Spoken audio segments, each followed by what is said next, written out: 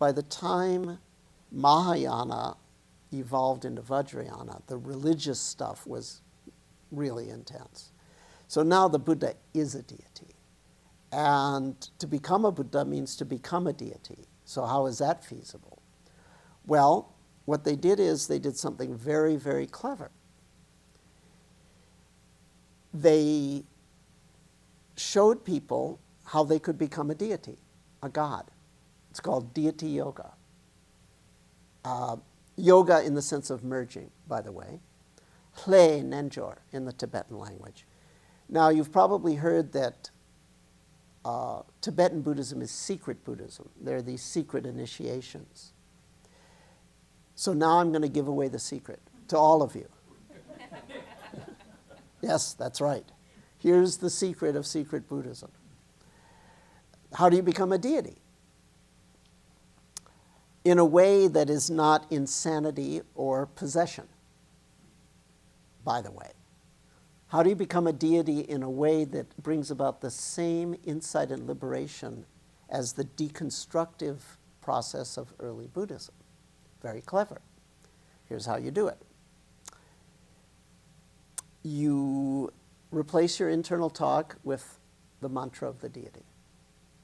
You replace your self-image with the image of the deity.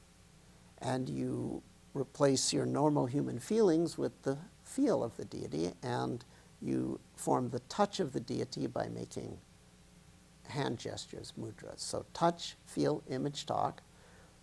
Of a myth, you become the myth.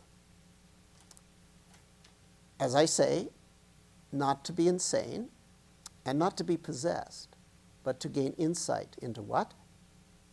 Insight into the arbitrary nature of self-identification. Because you created this alternate identity from scratch, and you know it's a myth. Yet, you become it. Very clever. It was a way of meeting the people where they were at. They were worshiping these archetypes. Buddhism had really moved from its early sort of Buddha as a spiritual scientist, just another guy, but an extraordinary guy, to, okay, Buddha is an archetype, so now become the archetype and you'll get the same insight into how the sense of self arises. So once again, we're working with feel, image, talk, aren't we? Broadly, it's another way to do focus on positive, as I define focus on positive.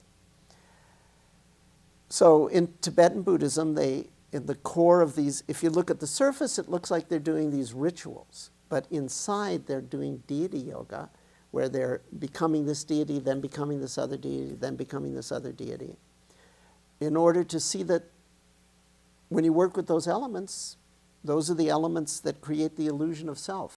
If it can create the illusion of a mythical self, then it certainly can create the illusion of your ordinary self, and you gain the same insights. So one of the reasons that I define focus on positive so broadly is to allow some students who wish to do deity yoga.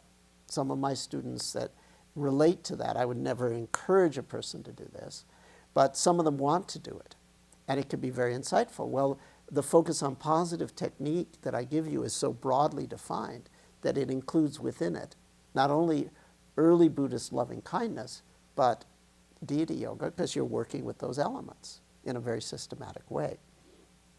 A lot of times Westerners, if they want to do this, will not choose the deities of India and Tibet. They'll choose Western archetypes. That's certainly my case. When I do this, I typically use La Virgen de Guadalupe, the Virgin of Guadalupe, because I grew up seeing that in LA. And that's like, it's very natural for me. So, and I use Ave Maria. So, so you got the little Jewish boy from LA does the Catholic tantric practice. Well, that's the world we live in. But it works. You can do it with any archetype.